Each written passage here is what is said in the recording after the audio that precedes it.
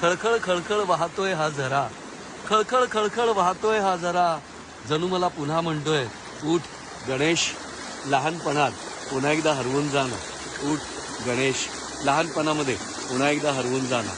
गावाकडचा तो ओढा, त्या ओढ्यामध्ये फिरलो, खेळलो, नाहलो, डुंबलो आणि ती लहानपणीची मजा पुन्हा ती भूतकाळात विसरून गेलो होतो. पण आज मात्र पुन्हा एकदा निसर्गाच्या सानिध्यात आलोय, पुन्हा एकदा या नदीकाठी बसलोय आणि गावाकडच्या त्या पाण्याच्या खळखळाटाची, त्या मंजूळ पाण्याची आठवण होतीये.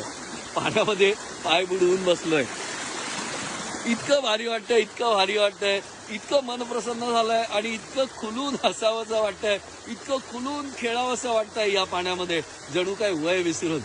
तुम्ही पण कधीतरी अशी ट्रिप काढा ना, तुमच्या घरच्यांना सोबत घ्या आणि सिमेंटच्या जंगलातून 10x10च्या खोलीतून 1 BHK मधून 2 BHK मधून कधीतरी बाहेर पडा आणि बघा हा निसर्ग, हे जंगल तुम्हाला आपलंसं करून टाकेल.